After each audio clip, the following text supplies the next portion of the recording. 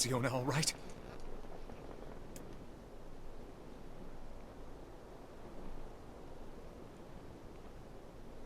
Oh God, no. Oh, please, the girl is fine.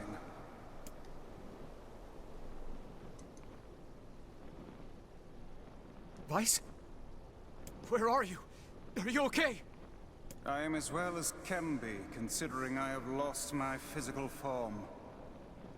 Doubtless my voice will be the next to go, so listen closely. Your sister is safe. Do not mourn her, and do not give up hope.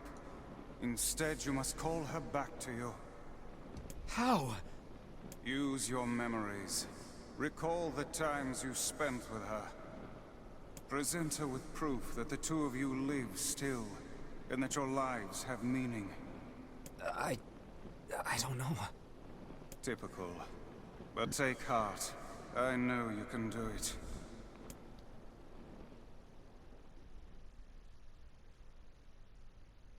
What's my favorite food? Cookies. What's my favorite book? That's my magic storybook. What's my favorite place? Home with you. What's my favorite flower? Oh no, I'm gonna have to remember these, aren't I? The lunar tear, of course. Okay, one more question. Who do I love more than anyone?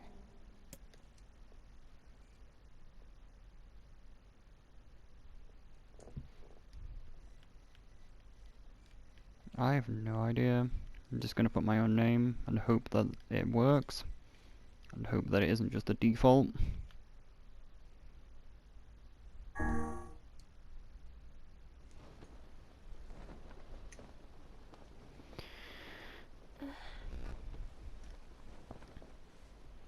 Is that you?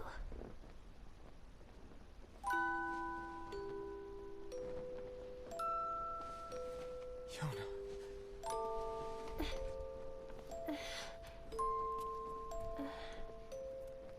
Is this my body? Yes, Yona. It's yours and yours alone. You look bigger than before. Like you've grown up. Well, yeah. I guess you haven't seen me for a while. Have I been asleep this whole time? Something like that. It's almost like I'm a princess from some fairy tale. Oh, Yona. I'm so happy to have you back. Me too. Kainé. You and your sister, you have a good life, okay? Where are you gonna go? Guess I'll... You could stay with us, you know. Thanks, but I'll pass. You know how it is. I got my own shit to take care of. What do you mean? Personal shit, alright? Anyway, take it easy, yeah? Kainé. Hey, look. It's beautiful.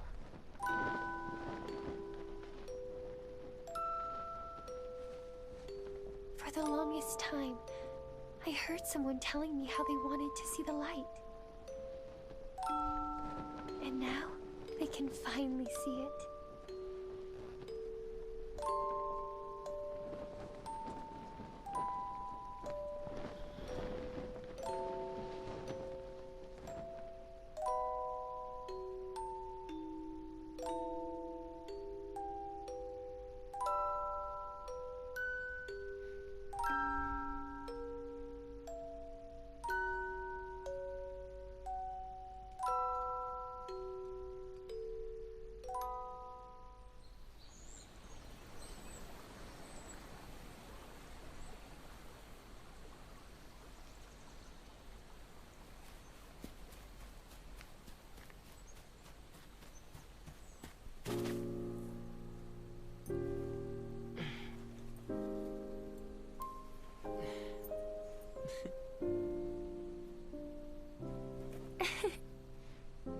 Thank you.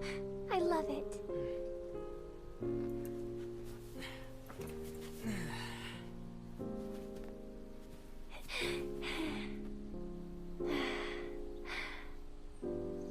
so sunny today. Yeah, it sure is.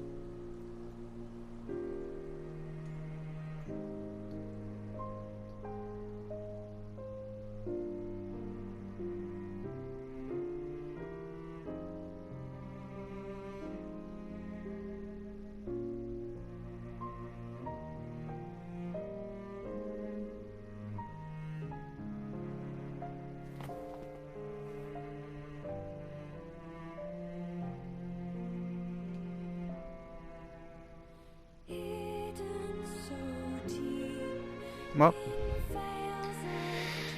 that's that. But there's still plenty more left.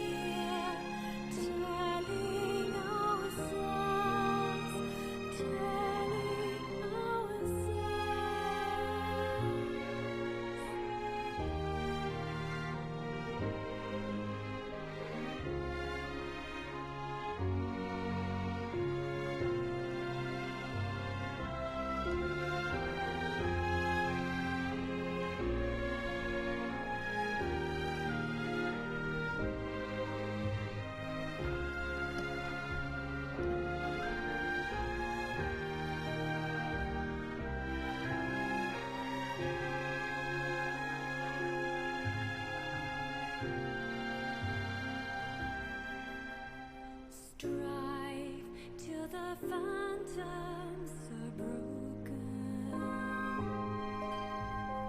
Fight till the battle is done. The squadrons of night can't conquer the day, nor shadows extinguish the sun.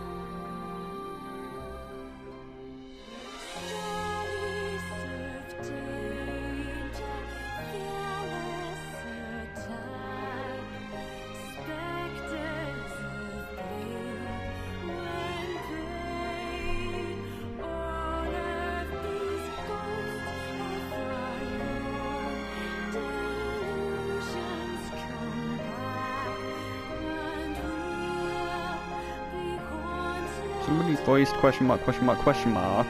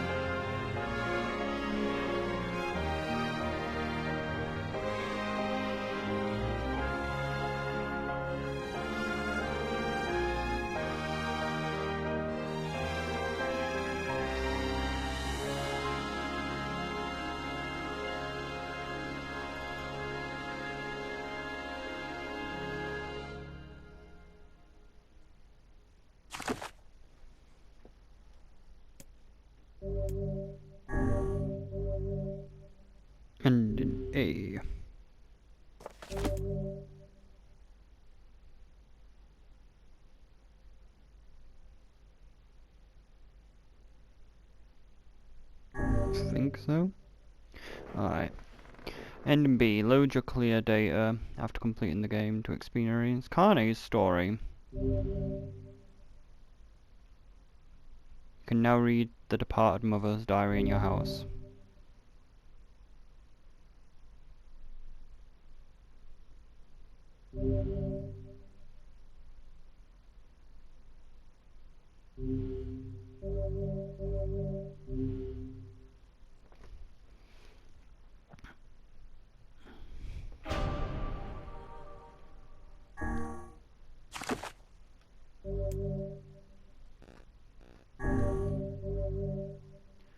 Oh, I need to go back to the fields, but maybe I can't go back to the fields. Like, if it said play Kainé's story, I get to play as Kainé now, by the sound of things.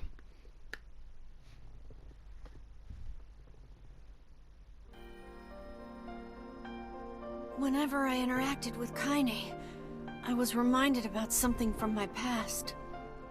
Maybe my mind has been confusing her with my sister this whole time. Anyway...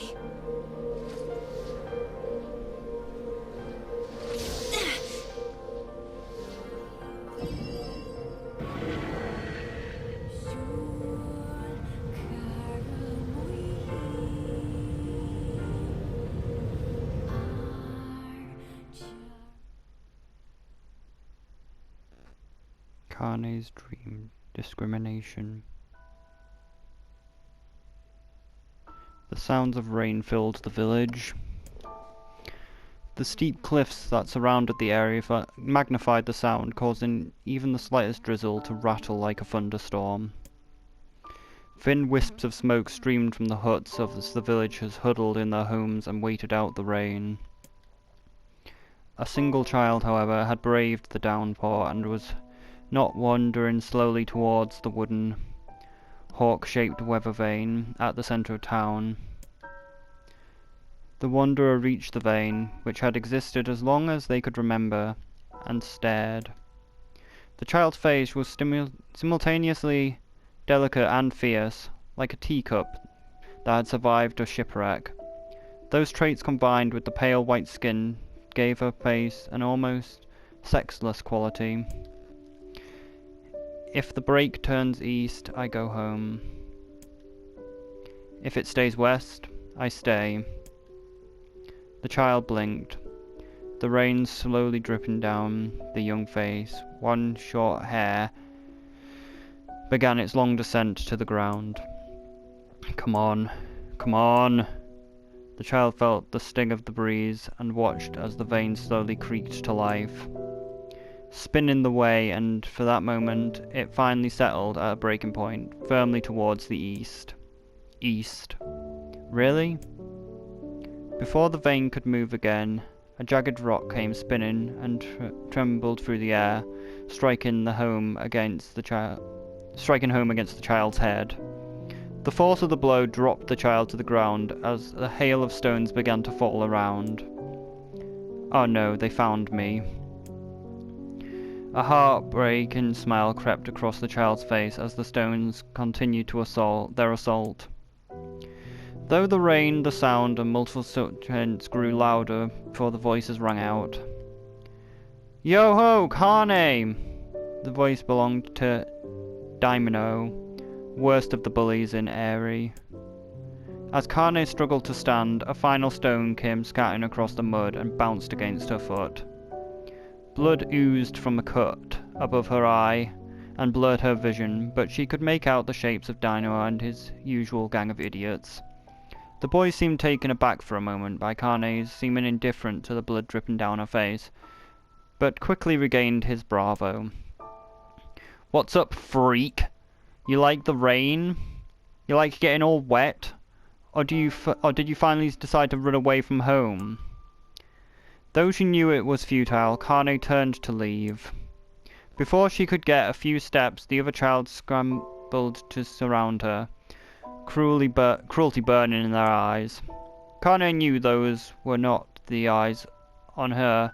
The tormentor's parents watched from the safety of their homes. She was attuned to the sense It was one that she had experienced many times before. While other villagers simply turned a blind eye to the actions of their children, many encouraged them openly. In a society ruled by suppression and fear, Kainé was something to be hated, and if possible, destroyed. I didn't say you could leave, freak. Dynamo's word chewed at her like a worm through an apple. He couldn't hurt her, she lied to herself. Be strong, be brave. He can't hurt me, he can't hurt me, he can't hurt... Oh look, the freak is going to cry. What's wrong? Are you sad that everybody hates you and wants you dead? Kainé prayed for the rain to flood down and carry away from a world that seemed to have no place for her. But if there were gods, they chose to ignore her. As Daimo kept ever closer, the clouds began to thin and the rain slowed. Even the weather hates me. I'm useless, a failure, too real. I wish Daimo's rock had taken my head off. Kainé couldn't meet Daimo's leering gaze. She lowered her eyes and stared at the muddy ground below. The bullies moved forward until he was an inch away. She could smell the scent of old meat on his breath. The boy grabbed Kainé's face with thick fingers and yanked it upwards. She tried to turn away, but he forced her gaze back and jammed his thumb against her eyelids to pry them open. Show me. No. Did you just say no? Daniel grinned evilly. You don't say no to me. No one says no to me. Not even taking attitude from Kainé, he called his cohorts. Come on guys, let's give the freak what she deserves. As soon as Dharma finished, his kicks and blows began to rain down upon Kainé. Dynamo paused, still grinning at Kainé's curled up in a ball, and trying to make the pain stop. I don't get you, freak. What you act like a girl for, huh? Everyone knows what you really are. Kainé ignored the question, choosing instead to stare at the weather vane. It continued to point east, as if supremely confident about the future it had chose for her. Go home. Yeah, that was a funny joke for someone who's with dead parents and no home to go to. Freak, chanted the children. Freak, freak, freak! Kainé closed her eyes and listened to the rain, waiting for the pain to start again. As the clutched hands on the villagers' children closed around her, she bent her mind to the sound of the rain, letting it become her world, her entirety. The rain fell, but the pain never came. Only when the laughter of her tormentor turned to terrified cries did she open a single blood-caked eye. Kainé was shocked to see Doma sprawled on the ground, holding his head and screaming in pain. She could see blood welling from the space between his fat, twisted fingers. Oh my god, he's crying. He's actually crying. Deprived of their leader, the other children glanced back and forth between themselves as if they were waiting for someone to step forward and take charge. When no savior emerged, they began an uneasy shuffle from Kainé. But the young girl was the least of their concerns. Instead, their attitude was repped on the ancient woman standing a few feet away. After struggling for breath for a moment, she finally spoke in a voice thick with rage. Hurts like a bitch, doesn't it? Now I suggest you scatter before I throw another one. And if any of you bastards ever touch Kainé again, I'll do far worse than throw rock. You can count on that. The old woman crouched down again and gently touched the hand Kainé was uneasily covering his wound. Before he could think to protest, she ground her palm into the wound and twisted back and forth. Ow! He screamed, leaping to his feet. Stop it! What you doing? Quit whining. Ain't no one ever died from a scratch. You hit me with a rock, you stupid bitch. A big one, that thing could have killed me. The old woman shrugged. Death is the best cure for stupid. Damo's face twisted with rage at her words. Locking his eyes with Kainé, he took a step backwards and spat on the ground. Get out! Leave this village! No one wants you here, either of you! Seeing the old woman grab another stone, Doma and his companions turned tail and ran. As they fled, the old woman grabbed her side and barked out a single laugh. Haha, look at the fat boy go! Guess he's healthy enough to run from a fight. The old woman smiled as she turned her attention to Kainé.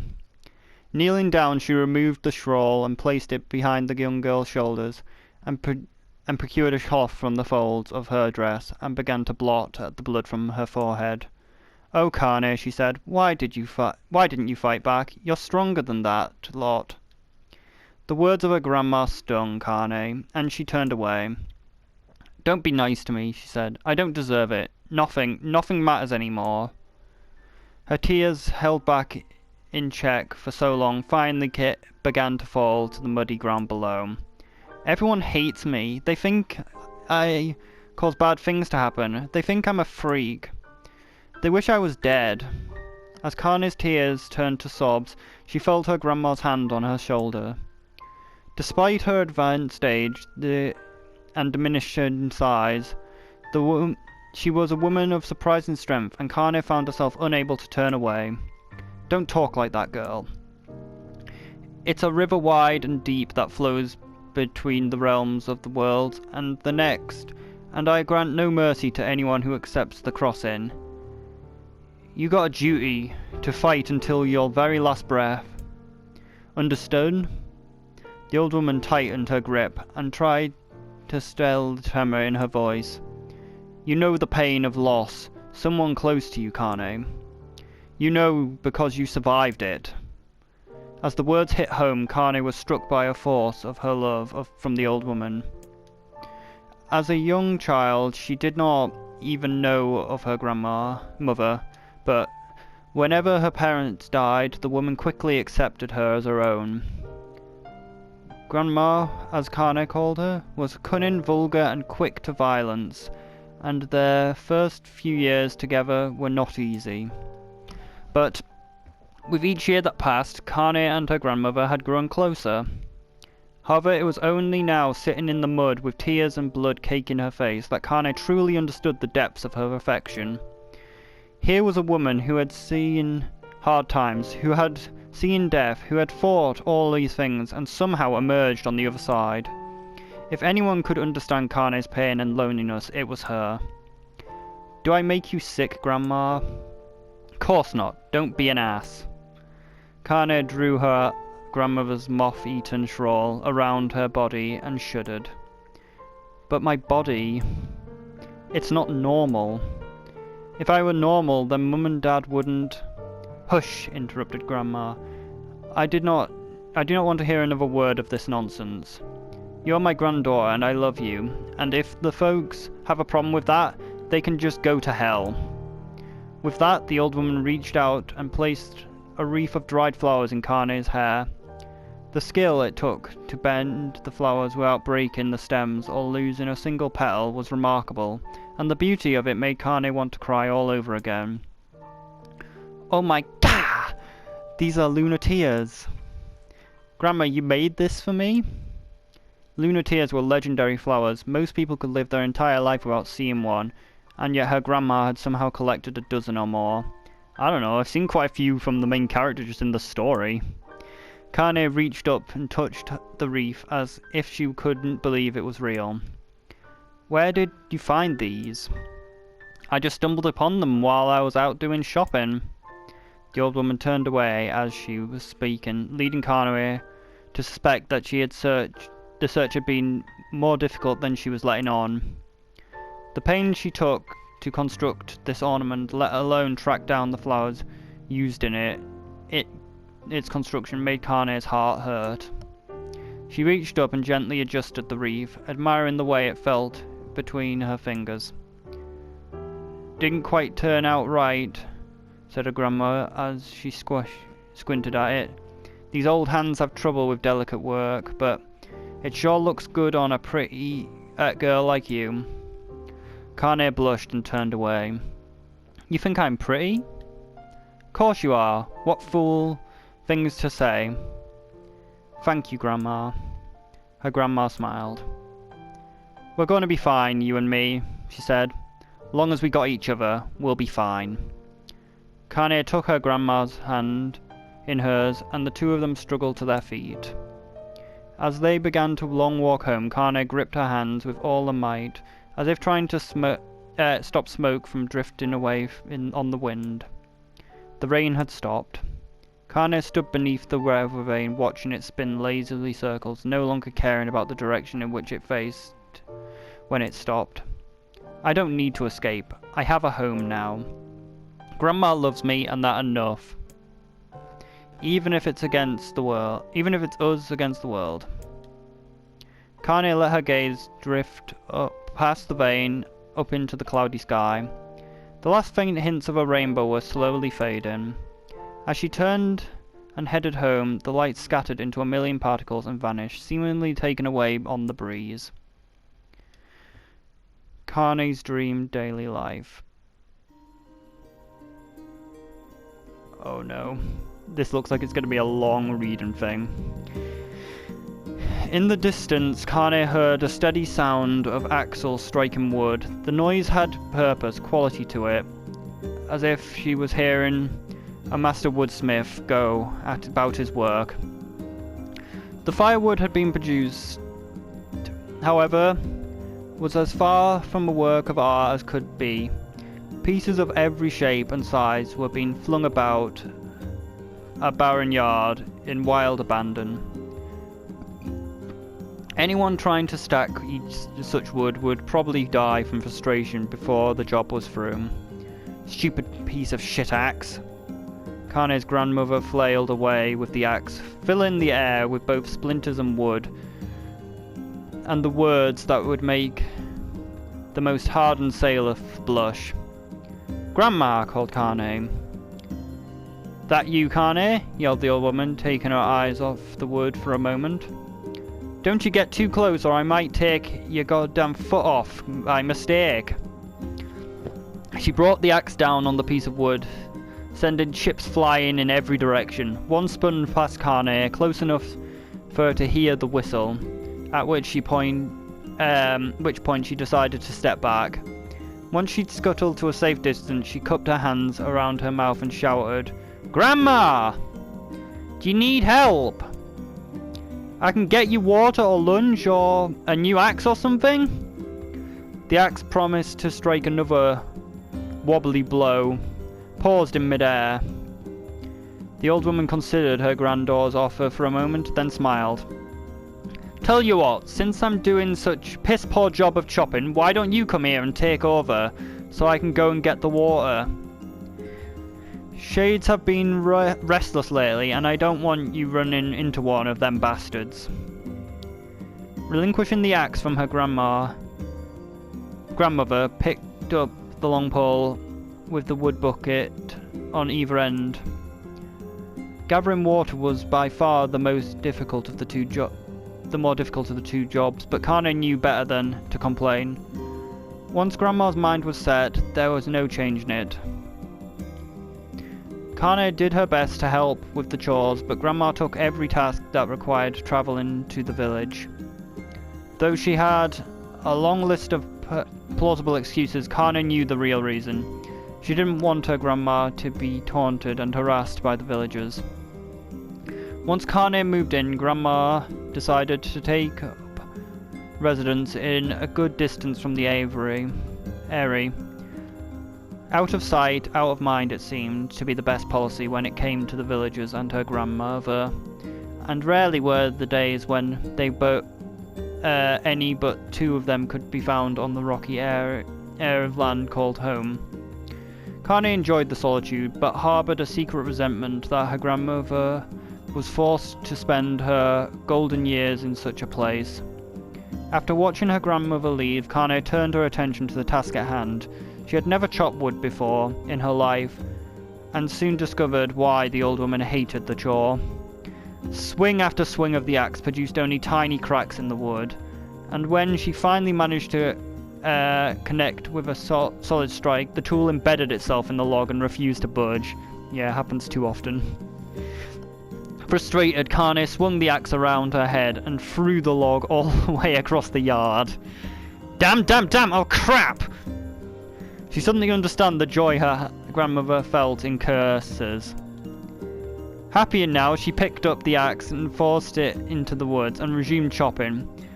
She had a natural skill with a blade, but the task was challenging, and blisters soon began to form on her small pink hands.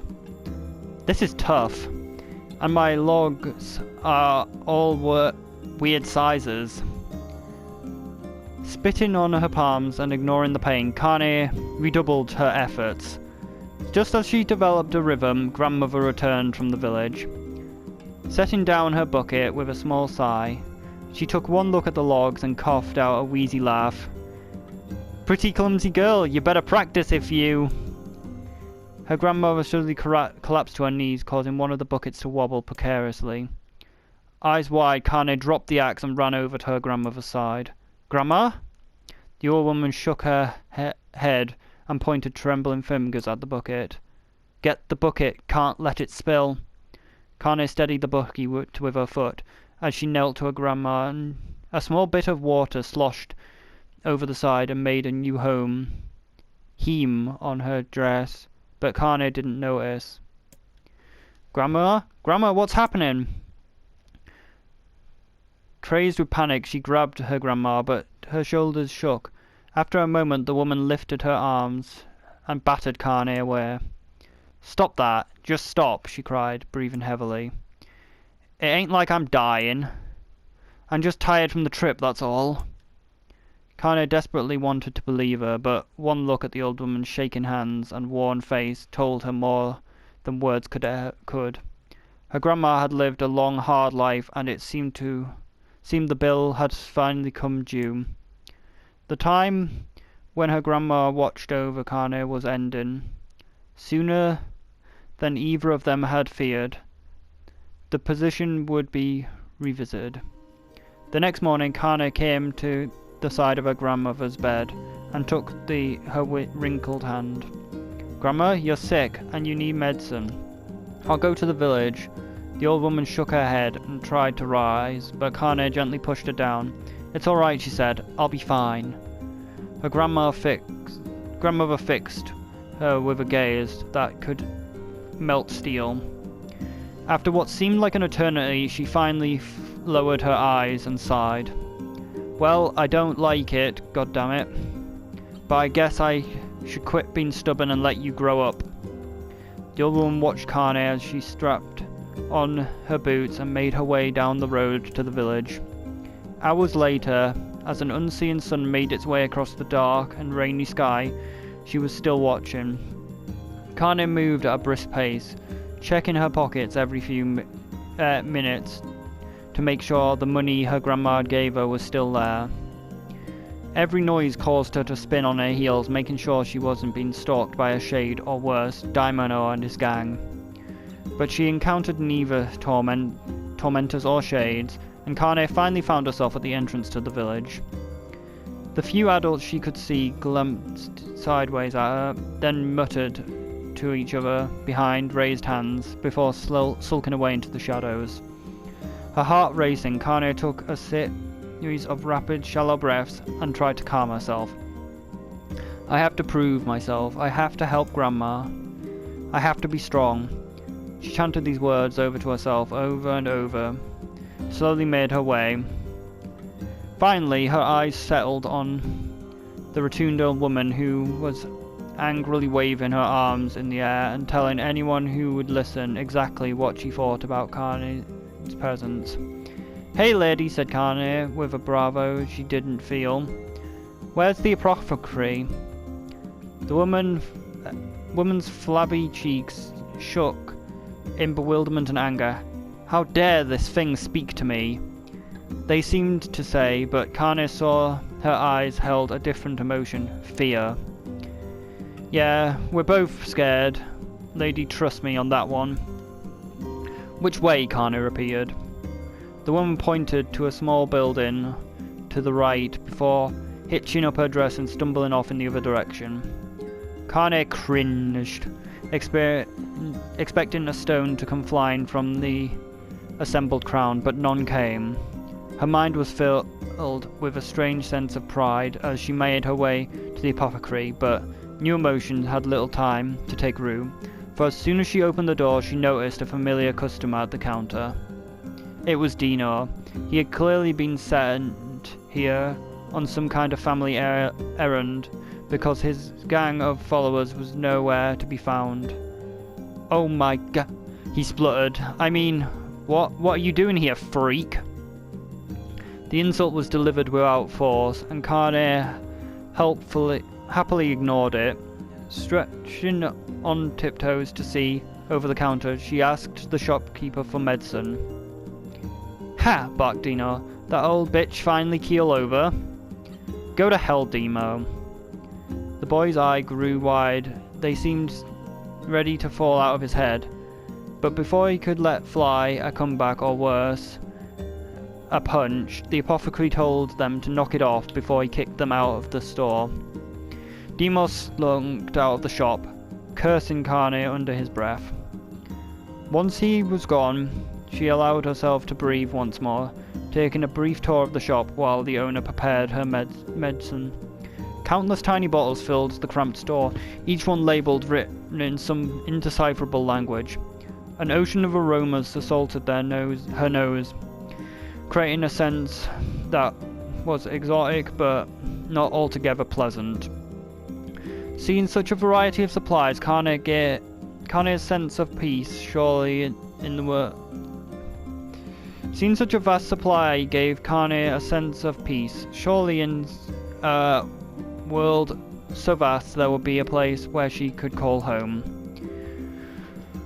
On the far wall behind the counter rested a portrait of a stunning young girl. The picture had once contained bright, vibrant colours, but time had worked cruel magic, and they begin to fade. The beauty of the work, however, remained undiminished. "You like that picture?" Kainé turned to find the apothecary with a small vial of medicine in his hand. His eyes were gentle but sad, and they seemed to stare through her, and if nothing, as they spoke. "That's my daughter. I sketched it when she was just a little girl. She's been dead for a long time now." Kainé didn't know how to respond. She just stared at the portrait and tried to come up with the right words. "Pictures are wonderful things," continued the shopkeeper. "They let the ones closest to you live on forever." She shook her head slightly, then looked at Kainé and smiled, handing her the medicine. He reached into a sizable green apron and produced a handful of old wax crayons. "You should have these. There's no one left that I wish to draw." Kainé took an instinctive step back, causing the shopkeeper's face to darken. "Yes, I've heard the rumours about you," he said. "It's a small village, and word travels quickly. Between you and me, I'm not sure which of them to believe, but I also don't think they matter much. I know your grandmother, Callie, and I think the way she was driven out of this town is deplorable." "Grandma's name is Callie?" thought Kainé suddenly. She was still mulling the new fact over in her mind as she reached out gently and took the crayons from the apothecary's hand. "Your grandma is an old friend of mine," he said, as Kainé scooted away yet again. "I owe her much. I wager she would like it if you drew a picture of her. I think she would like that very much." Kainé muttered a quiet agreement, but inside her heart was bursting. Never before had a villager treated her with anything other than contempt. It was a tiny, almost imperceptible step, but it was nevertheless, and with even tiny steps she might one day discover the rest of the world. When Kainé returned home, she found her grandma asleep in her bed. Her feet were blackened and raw, even bleeding a bit in places, leading Kainé to think she had been pacing around the room until exhaustion finally caught up to her. She placed the medicine by her grandmother's pillow and turned to leave, but found the old woman's hand had clamped her arm. "Back already, are you?" asked the grandmother, with a yawn. "Come here, let's have a look at you."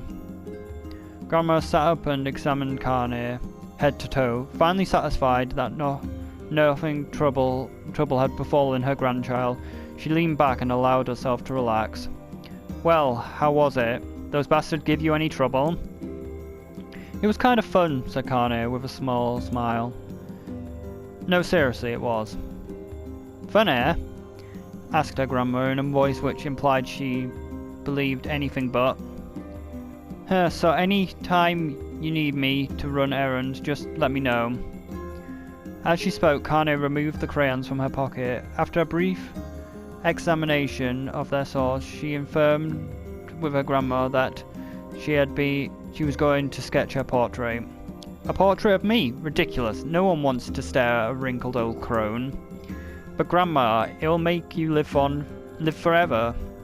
"Horseshit," she said, her grandmother throwing back the sheets of her bed.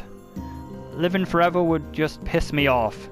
Now put those crayons away and help me with dinner." But Kainé wouldn't relent, and in the end Grandma found herself leaning against the wall of their house, as if posing for a master artist. Kainé took up the crayons, eyed her subject, and carefully set to work. Just as her grandmother was about to nod off, Kainé finished her piece. After staring at it for a bit, she released it from her grip and let it drift slowly to the floor. "It's terrible. It doesn't look like you at all." "I'm sorry, Grandma. I thought these crayons would, make drawing easy or something."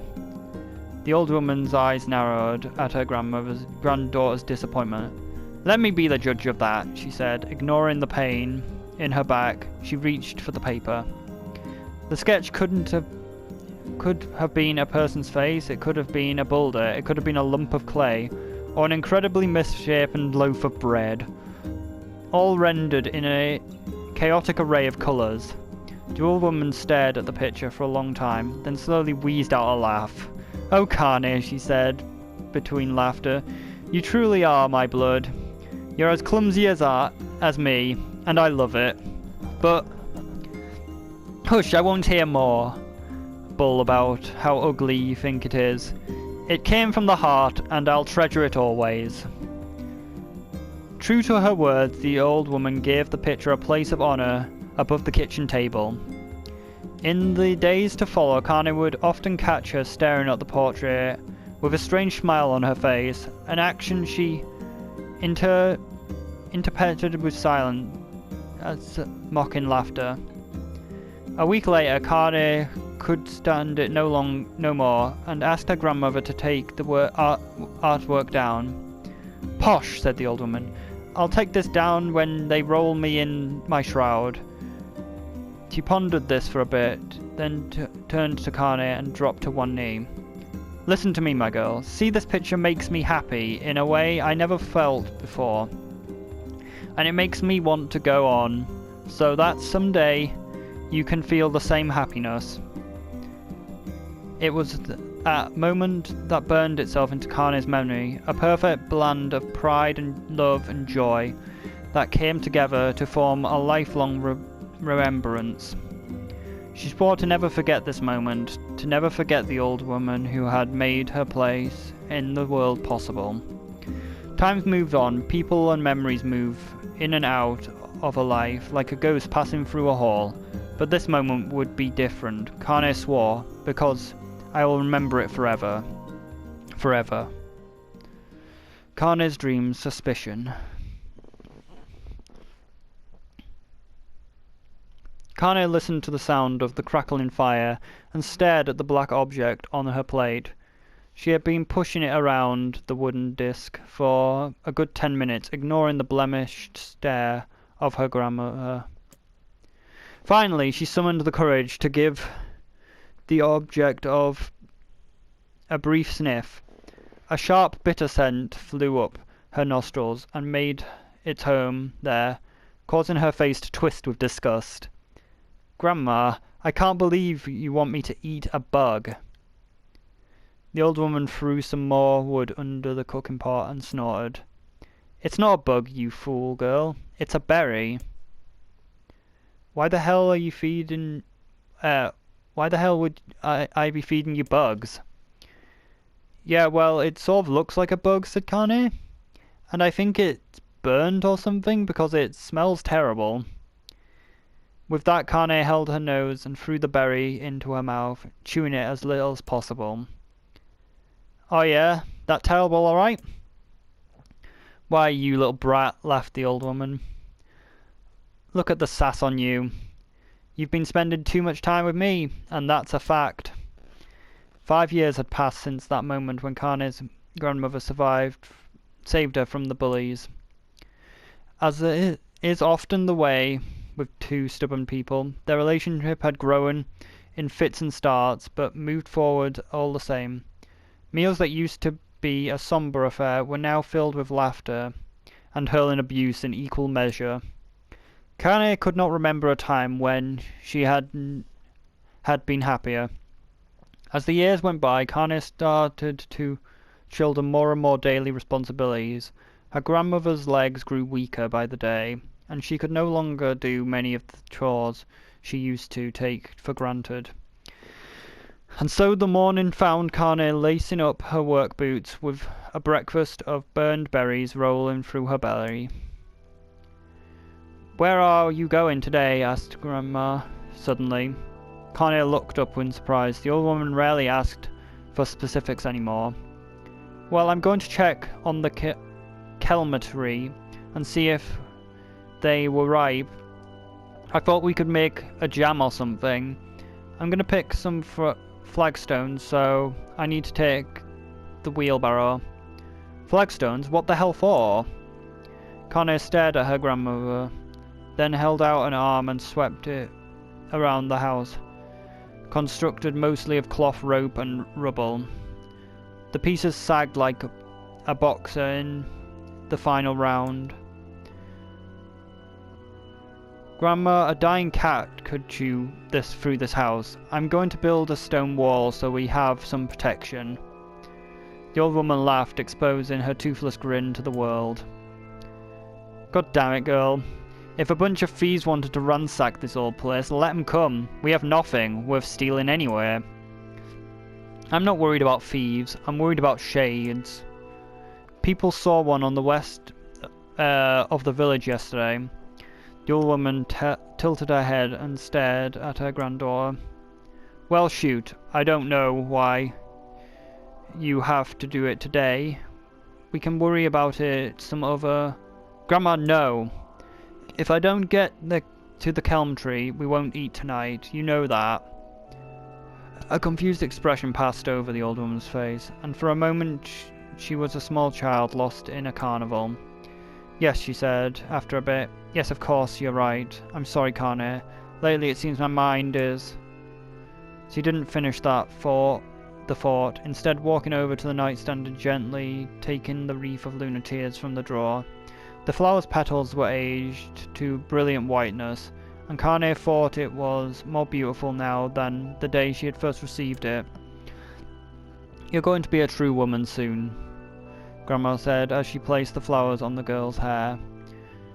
So that means less chatting about Said and building defensive walls, and more talking about how beautiful you've become. Annoyed, Kainé reached up to remove the garland, but the look on her grandma's face stopped her hand. You're a beautiful thing, she said, the old woman, and there ain't another like you in the world. I'm very proud of you. Okay, Grandma, that's enough. Goddamn compliments for one day. Such a mouth on you. Where did that come from? Gee, I wonder. I'll teach you, sass me, girl, yelled Grandma. Suddenly she lurched forward and grabbed Kainé by the ears, pulling her around the room with a crazy grin on her face. Grandma, yelled Kainé in a quaking voice. Grandma, stop it! What the hell? The old woman stared at her and blinked, then suddenly held her wrinkled hands out as if for the first time she had ever seen them. Oh, I don't know what's happening there. I'm sorry, girl. Sometimes my mind just... Kainé thought the look on her grandma's face was the most heartbreaking thing she had ever seen. Listen, she began. Maybe I should stay home after all. No, I want you to stay here. I wouldn't want you to stay here to keep an eye on an old cougar like me. You go get the fruit and the wall and whatnot. I'll be fine.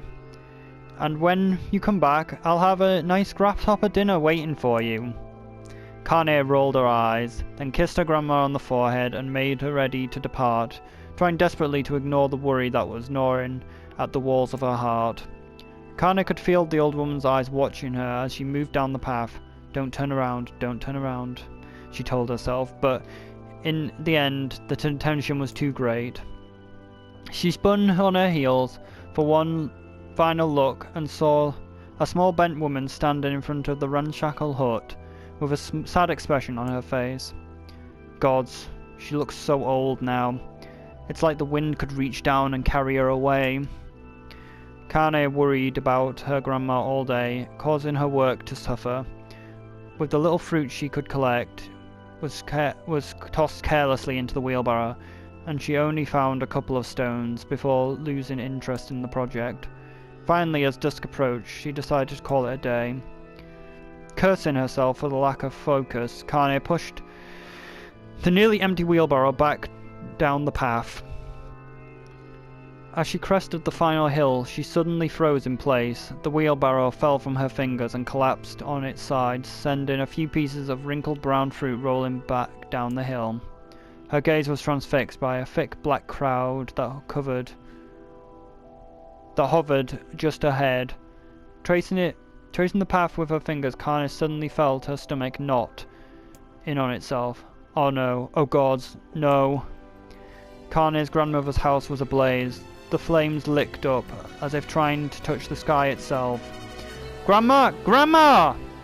Kainé ran, then faster than she'd ever moved in her life. Once she tripped on a stone and went sprawling on the rocky ground, but she leapt to her feet and continued running, amidst the blood and air that spilled from her wounded hands and knees. This was the first time she Naruto run. As she got closer and closer, Kainé's mind began to race in time with her footfalls.